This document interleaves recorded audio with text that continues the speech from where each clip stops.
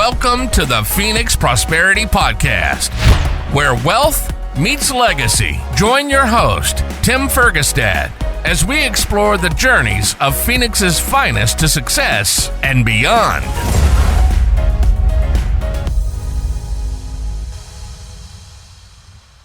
Hello, this is Tim Fergestad. Thank you for joining us.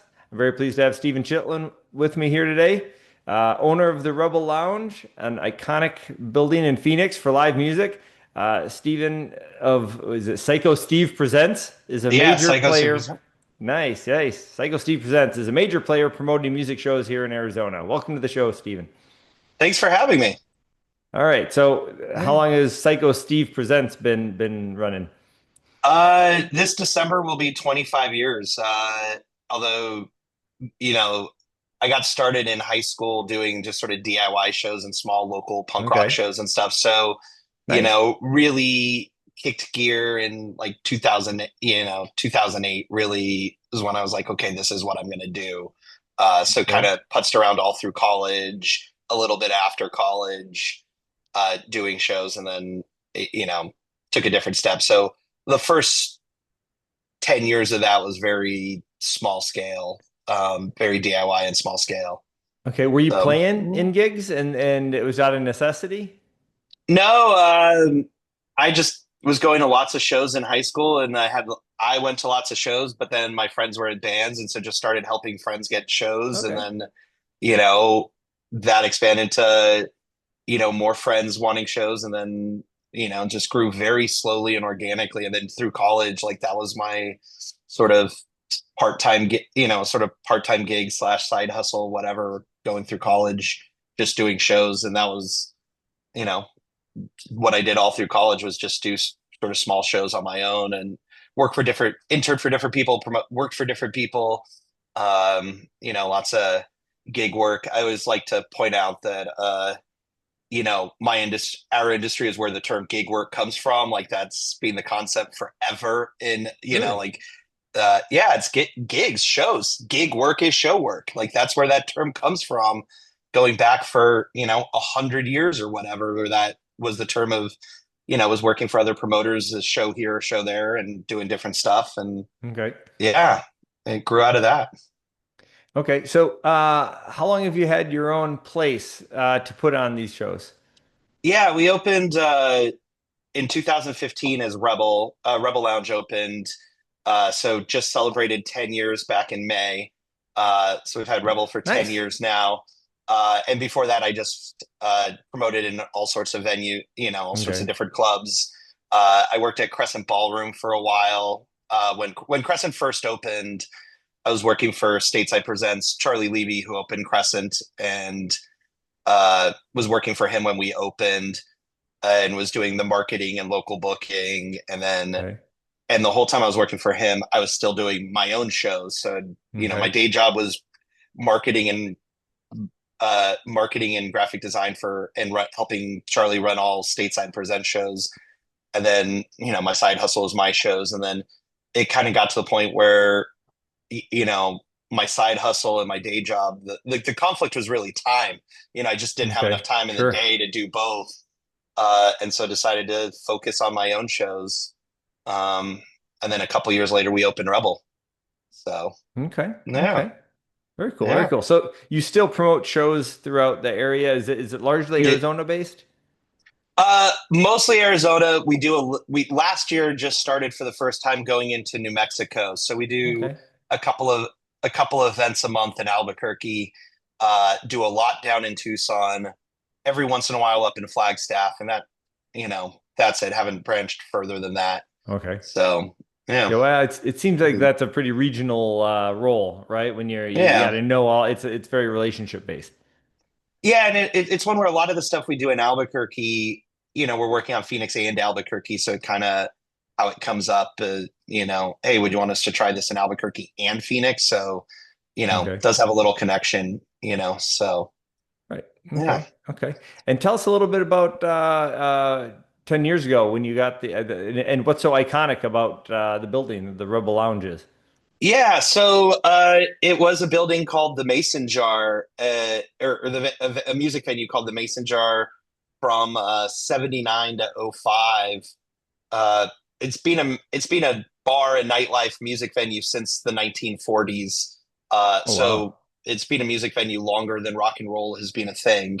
Uh, but in the 80s and 90s, it was like the metal punk rock bar. Hmm. Everyone got their start playing through the Mason jar, from Metallica, Nirvana, Pearl Jam, Rage Oh, Against the wow. Machine, Red Hot Chili Peppers. They all played the Mason jar when they were, a lot of them, their first time ever in Phoenix was playing the Sure. Mason jar.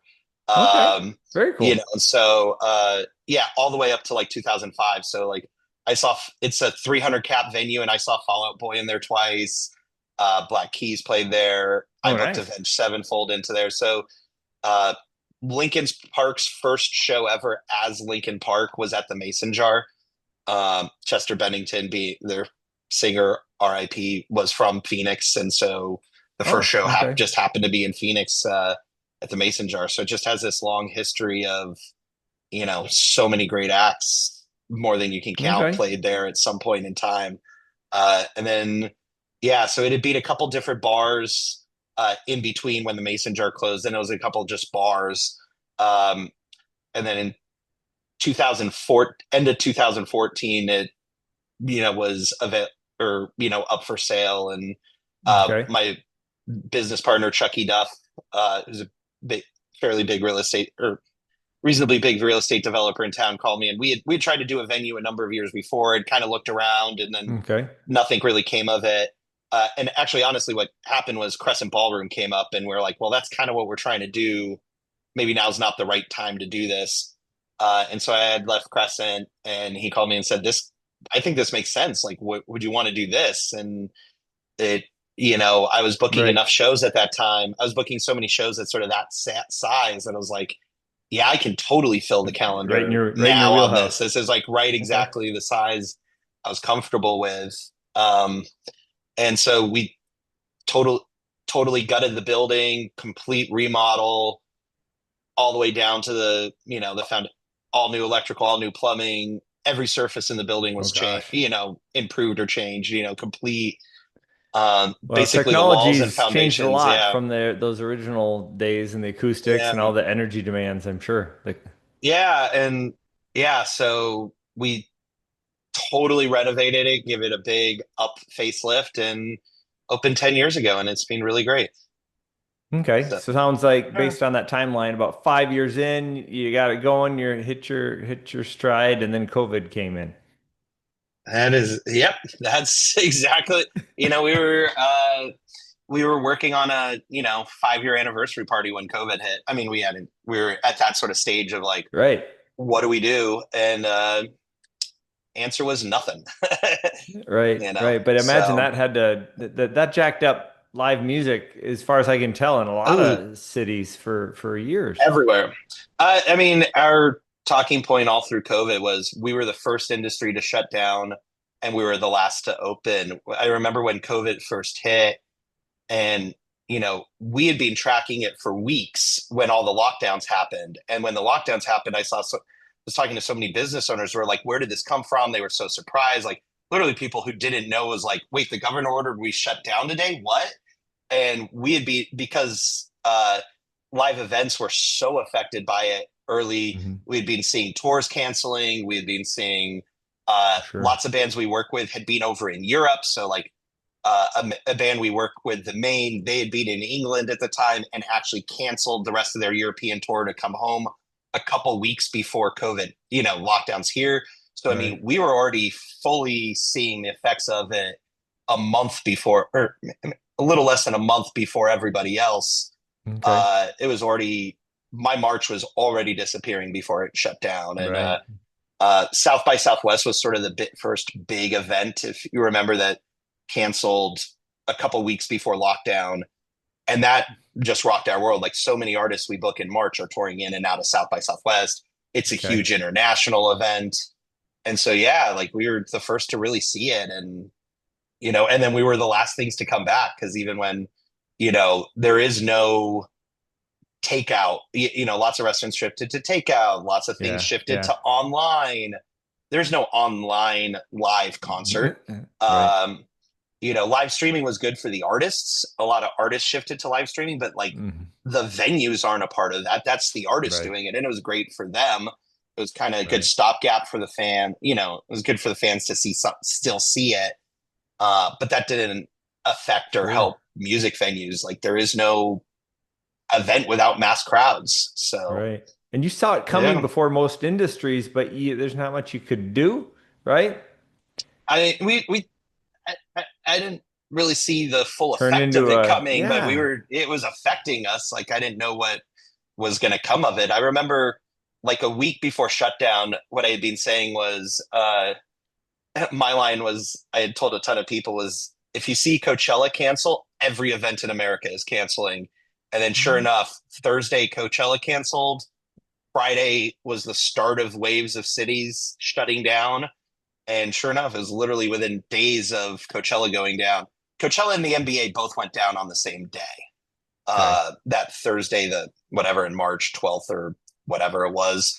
Uh, but COVID had been every conversation I'd been having for 3 weeks by that point, Right. you know. Right.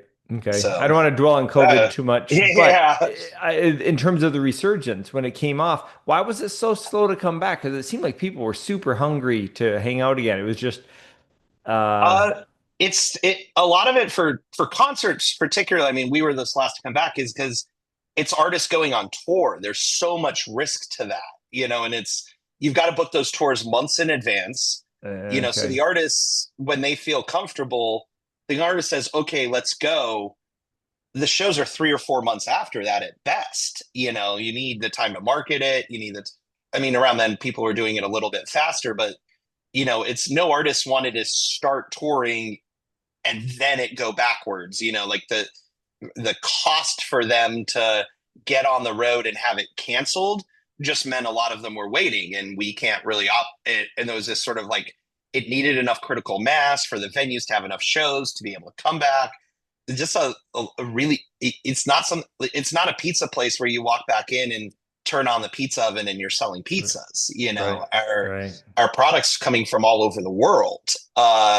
And so just that coordination, figuring out the whole industry had to shift, and it's like Okay. it's not like all the deal. What are the terms of deals going forward? How are we managing this? How are we risking this? Uh, it wasn't like anything else coming back. Lots of industries, Right. it's like, oh, I can let people in my restaurant again. Cool, let's go tomorrow or in a Right. week or something. Um, and another one was because how complete the shutdown was for us. There Mhm. was no operating at partial capacity Right. or anything. It meant all the employees were gone for a year. They had all been Right. laid off. So like restarting was incredibly hard because it's like, okay, we got to go build an entire team from scratch. And a lot of those roles are very specific, like Okay. finding servers or bartenders, easy. You worked at a different one. Finding sound guys, not easy. And a lot of them had left the industry. They were off for a year and a half. And Sure. it's hard to get them all, like restarting that from zero is just difficult. Sure. So, Sure. yeah, Oh, but yeah, super big, super big challenge. Yeah. Thank you. Thank you for yeah, sharing. Thanks for reliving those yeah, painful moments with me. yeah. That's the not fun parts. It was like, it was a weird challenge. We all had to learn parts of the business that none of us knew, Right. like, Right. uh, I think there was some really positives came out. I think especially the independent sector, I was all talking. It really nationalized a lot of conversations, Oh, a lot of okay. conversations of agents and managers of more philosophical level of there's a lot of downtime to talk about those things and figure things out. I think a lot of ag- agents and managers were like, "What do you mean it's hard to do these shows again? Why couldn't you just turn back on?" And Right. touring crews were hard. Same thing, artist touring crews. It was just it was a big Okay. challenge. Hey, Thank would you God we're say over it? it. Yeah, we're over it, but has it come back to pre-COVID levels in the valley? Uh, hey, overall, yes. Like top Okay. line, absolutely yes. I think the first couple years out of it was a lot of ups and downs. Like I feel the industry has been more wavy. We'd have periods that were great and periods that were down, and it really messed up the cycles of it. I think we're starting to get back to a normal cycle because one thing you saw was if you're thinking about artists touring, there's a cycle to it where there's artists that are off, working on a record. There's artists that are totally off. There's artists that are starting their album cycle. There's artists at the end of their album cycle. They're doing Europe. You've got all these, thousands of artists. They're all at different points of their their touring cycle looks like at different times. And then COVID happens. They all started from, the starting line together. And it messed up we had these windows where like everyone wanted to be on the road all of a sudden at once. And then it was like, well, now no one wants to be on the road because everyone was on the road 6 months ago. But now it just really messed. And now you're starting to see a couple years later, it kind of get back to that natural cycle of some bands on, some bands off. For a while, it was just too many bands competing for the same, because they all wanted to be on at the same time. It's not like sports seasons, like you got the different sports leagues are all, every NBA player's off at the same time and every NBA player's playing at the same time, or football players or whatever. Bands aren't like that. They're all on their own schedule. And for a while, COVID really messed all that up. But now you're seeing it more naturalized, like, it's more natural flows. Okay. More homogenous again. Okay. So I had a financial guy on the show who also runs a comedy circuit, and cool. Anthony Solomini, and he West Side Jazz and Blues over here. Oh, okay. And so I went. There's just not a lot of live music venues, right? There's a few, some bars on Friday night will have something or whatever, but I'm glad to hear it's coming back and doing pre-COVID activity. And if you see at the top of the industry has never been stronger. Like the A-list right now is just absolutely crushing. You've never seen so many arena tours at once. You've never seen so many stadium tours at once. There's never been a better time to be an A-list artist on the road. Like there's never been a better time for that. How's the Rebel Lounge schedule? Is that pretty booked? Rebel's great. Yeah, we're slammed. Like Rebel is slammed. I think the bottom's always the bottom. Rebel, we're dealing with the newest artists. They're just starting out. They're only worth a couple hundred tickets. There's always lots of artists there. The A-list is crushing. It's the mid-tier, larger sort of club acts, the acts that are playing at Crescent Ballroom to the Van Buren or Marquee or Celebrity Theater. Okay. I think that's sort of lagging right now just because my theory is just the A-list is sucking up all the attention and all the disposal, the income. Like people can only spend so much on concerts. And when A-list concerts have gotten so expensive and there's just a real clamor to go see the must-see shows. I think that sort of mid-tier, which is honestly, that's where I live, is what's a little slow. The Van Buren, the Rebel Lounge, that's just a fun venue size, right? Yeah. Rebel, we can make things happen. We can book local shows. We can book, take chances on. What I love about Rebel is we get to just take chances. We just get to say, oh, that band sounds kind of cool. Yeah, we'll pay you $1,000 and let's try it. Like let's see what it does, which is what the room's for. And it's like, let's go try. This sounds cool. Once you start moving up, it's, you have to do more analysis and more, can you do enough tickets to go into these venues? Right. But at Rebel, we get to take a lot of fun chances. We get to just say, that sounds cool. Let's try it. Okay. What genres would you say are most popular at Rebel? We do lots of like indie rock, lots of garage rock, punk rock. We do a little bit of country, a little bit of metal, a little bit of pop. I generally say everything with guitars. We don't do a lot of EDM. We do a little bit of hip hop here and there. But mostly if it's got guitars, we're probably booking it. So. Okay. That's a funny metric to use, but yeah, it makes sense. Yeah. I mean, but we have everything from just straight up country bar bands to the, European death metal to K-pop to, garage bands, a little bit of everything. It really, our night is really defined by the artists. We have lots of different audiences. The age range can be dramatic night to night. Some nights it's all high school kids seeing some very brand new band. And then, we just had Roger Klein in there, and it's, all 50 and 60-year-old Gen Xers, Right. Coming out and having a great time, and everything in between. So, Okay. Very cool. yeah. Very cool. Yeah. What did I see? It was a while ago now. Echo and the Bunnymen. They were really good. They were really good. But it was funny Nice. because I looked around and I was like, there's all these guys with gray hair here and gray hair here, and I was like, I'm one of them. This is my generation. The funny thing was, Yeah. the singer was awesome. He sounded great, but he had to get a stool for the second half of the show to sit down. His back was Yeah. Yeah, we had a great Sounded one. awesome. We just on Friday night we had Less Than Jake at the Van Buren, old ska punk band that I used to Cool. see back in the '90s in high school. So it was that was particularly rad for me. I've liked that band Okay. for a long time, and I saw a lot of old friends I don't see out a lot. That was a Right. very like 40 something audience. A lot of people saying I haven't been out in a while, which now's that demo. So Right. Awesome. yeah. So what's one of the bigger challenges for you, or just in your career maybe that you've had to overcome? Early in my career, a lot of it was it's such a very weird niche, small industry, Hmm. and it's always been a very secretive industry. How When I so? first started, there was uh people don't talk about, it's not something people brag about their business in a sort of way. I mean, maybe the artists and brag about the business in general, but people guard their relationships very serious. Promoters Oh, have a yeah, I see. history of I see. guarding their Promotions and that. Yeah, relationships. yeah, yeah. Yeah, booking artists. It's people don't talk.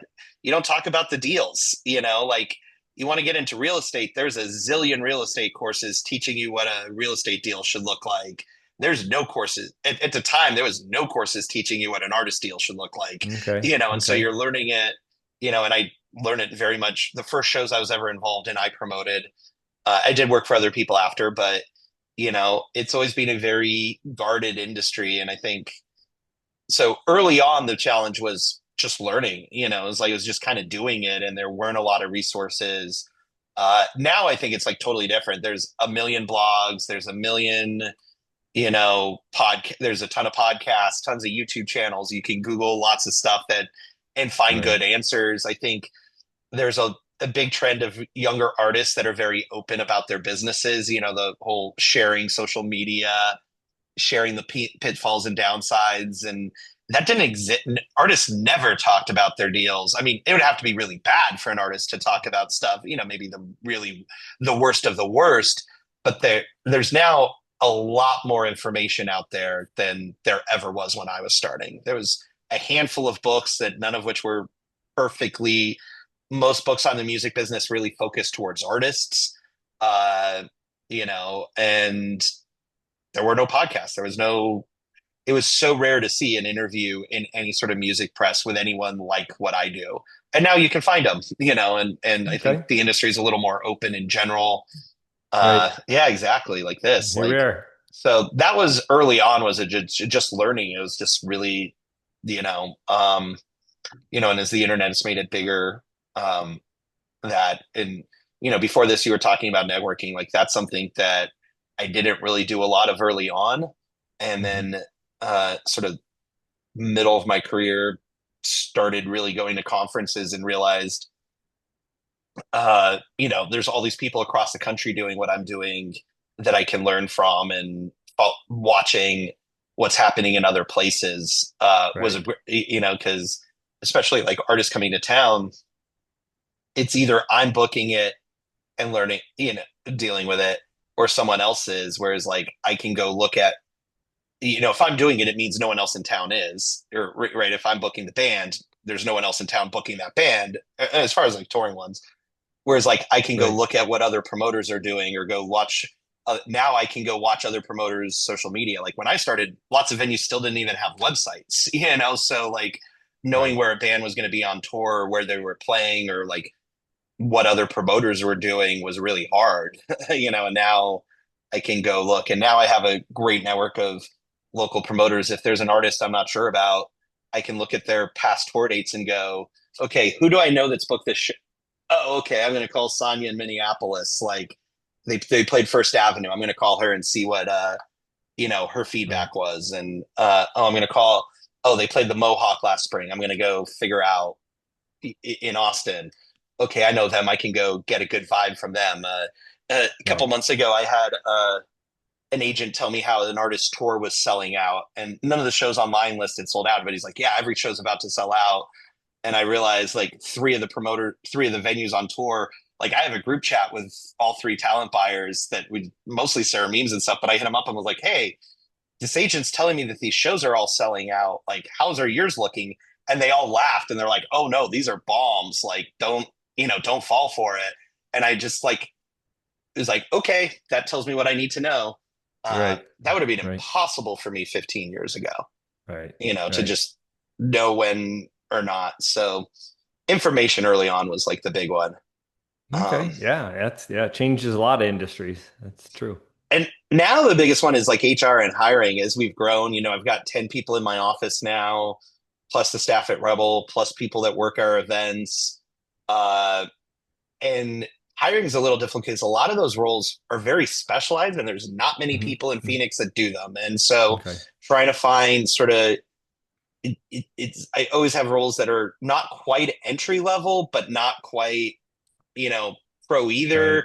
And then there's not a lot of people that do these jobs. Some of these jobs, when I'm talking about the booking or some of the other roles, there's just not a lot of people in Phoenix that do those roles to have any experience, or they have lots of experience. And it's like trying to find that middle ground. Whereas like on Rebel, on the bartending staff, there's a million bartenders in Phoenix, there's a million people who've done security somewhere else. It all transfers. Right. But like certain roles are very specific. Right. Okay. Yeah. Okay. Those are some interesting challenges to be sure. What are sort of your goals for Psycho Steve Presents as well as the Rebel Lounge, right? Do you have like a 10-year vision for either? Yeah. Rebel, it's just to go another 10 years, I mean, we're kind of booking at, there's only so many days in the month and there's only so many shows we can book and they can only do so well. I think we can always do better, but you can only book so many shows in a month. So we can't do that much better than we're doing. I think we're really, really on our stride at Rebel. And then on the Psycho Steve side is just keep growing. And one of the way I've grown always is sort of growing with the artists. And we try, and most of the biggest artists I've worked with, we worked with when they were not big. We work with them when they're playing Rebel Lounge, when they're playing in front of 100 people. And then we try and take them to Crescent Ballroom or, somewhere else, or the Nile, and then Van Buren, and then, grow them into, I've got 2 shows coming up at Arizona Financial Theater, two great bands, a band from Canada called Men I Trust, and a guy, Alex G. Both acts are incredibly hot right now. Really great acts. We've been working with them since they were selling 100 tickets a night. And now, hopefully we'll do 4,000 or 5,000 tickets with both of them. And we've been working with them for years. And so a lot of like what we do at Rebel is kind of planting seeds, and we don't know which ones are going to grow. And, that's a great spot to be. You get to promote and help other people out and be a part of their success. And hopefully we get to stay with them for years. Some artists we book once and they go somewhere else, or they work with another promoter or whatever.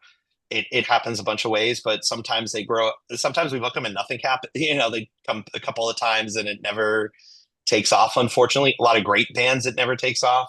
And then some acts it does. And we're allowed, we get the honor of still working with them.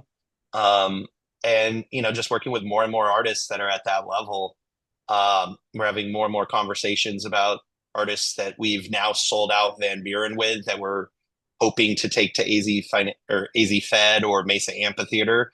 Oh, nice. We're having more and more of those conversations, and like that's where we grow with Psycho Steve, is just more artists at that scale and more artists, lots of great new artists we're working with now that I think very much could be in that category in a few years. And um, Okay.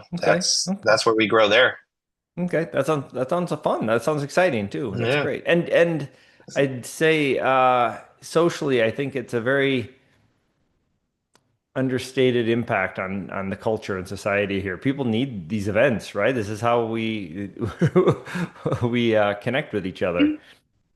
I've been talking a lot lately, or thinking a lot just of, I think we're finally talking about the loneliness epidemic in Hmm. America. It's finally coming up more. You're finally, particularly sort of white men being isolated, in particular, young white men in particular.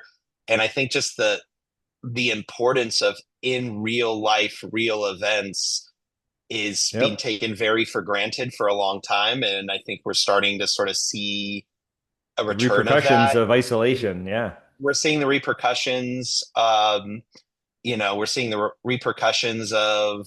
I heard a stat today that uh, uh, for the average 20 or the average man in their 20s, for every 1 hour they spend socializing with friends, they spend 7 hours watching TV, and that ratio is just scary, Yeah, it uh, is. and it's depressing. And I think um, the value of being in a room with people who share your interests and making friends with strangers and just having conversations on the patio after the show, before and after the Right. show, like Yeah. that human interaction is so incredibly important, and it's kind of being neglected for a long time right now. Hmm. I think there's a little bit more emphasis on it now, Yeah, the but pendulum's uh, swinging back, and we're going to be, I think, appreciating the yeah, value of in-person events more and more. yeah, and it's I think all things with online dating or online communities are not the same thing. They're not comparable, and interacting with diverse people, people that of all sorts of diversity, not just ethnic or gender or whatever, but like people who have different worldviews than you, people who have different experiences, people who have different jobs. Yep. You go to work today and talk to only people in your industry is very different than having a diverse social network. And live events are a great way for that. And I Right. think Yeah. Great there's points. something really important there. Yes. Great points, Stephen. I Yeah. appreciate those. Yeah. So, as we start wrapping up the interview, do you have any particular exciting plans or initiatives? Any concerts coming up that you're excited about? I mean, this will come out. Oh, This will come out probably in September. So, if you have yeah. excited about them. Yeah, we always have, we probably do 75 events a month at this point. So, Wow. whatever you're into, there we probably got a concert for you, from country to punk rock to indie rock. Like we've got events of all sorts. So the Alex G show at AZ Financial is one I'm very excited about that I mentioned earlier. We've Okay. got Murder by Death coming to the Van Buren. This is their farewell tour. We've got Hot Mulligan coming to the Van Buren, another artist we've worked with a number of times, and this show's now sold out. It sold out the weekend it went on sale, so we're excited about that. And Yeah. Nice. just we're right now in a period where we're announcing a lot of shows for the fall right now. Like everyone's kind of announcing this. You said we're in July now, we're recording, and we're really announcing all the shows for the fall. So Okay. it's pretty going to be a pretty busy fall. Excellent. Excellent. So, If people want to see that schedule or find out more or even connect with you, where can they mm. go? What can they do? Yeah, it's super easy. We're on like most social media networks. It's psychosteve.com and the rebellounge.com are always the best. Those are the most updated. We have a huge email list. We're telling people about these events all the time. Okay. Awesome. I'm excited. I'm Mhm. gonna check them out, and I look forward to. Yeah. If I come down to the Rebel Lounge, am I gonna run into you sometimes? Sometimes for sure. Okay. I can be there 5 nights in a row and then not be there for 2 weeks. And it depends, Okay. last Friday we had 6 events. So I only managed to go to 2 of them. We had 6 events in 3 cities. So, That's pretty good. I can't make all it, I can't make half of our events. Just logistically, I can't even make Right. half of them. So, Right. but I'm at a lot of them. I'm at, a concert most nights. So That's awesome. That's awesome. yeah. And what are the age restrictions for some of those? For like It teen, like varies on the event. 18, 19 year olds, or maybe even they got to be Yeah, 21 at a lot of the venues? it kind of depends more show to show. We do both Okay. all ages shows and 21 plus shows. A Okay. lot of our shows are either 16 plus or 13 plus, sort of, which always means like without your parent, you're not dropping off someone under 13 without guidance. Right. But, and then we do 21 plus shows and all ages shows. So it Okay. depends on the show. Always clearly mark that. So, Right. Okay. yeah, and just kind of depends on what makes sense for the artist and the vibe. And yeah, Okay. but Excellent. a lot of family friendly ones, a lot of great ones to bring your kids to, and some punk rock ones you probably don't want to. So, All right. yeah. Very cool. Very cool. Thank you. Well, Yeah. thank you, everybody, for listening and watching. Thank you very much, Stephen Chilton, for joining me today. We very much appreciate you sharing your insights into the industry and of events and music here in Phoenix. Thank you. Yeah, and thanks for having me on. I'm very excited about it. Inspired by our guests? Visit phoenixprosperitypodcast.com/guest and join us on the show and share your success story with Tim. The spotlight awaits.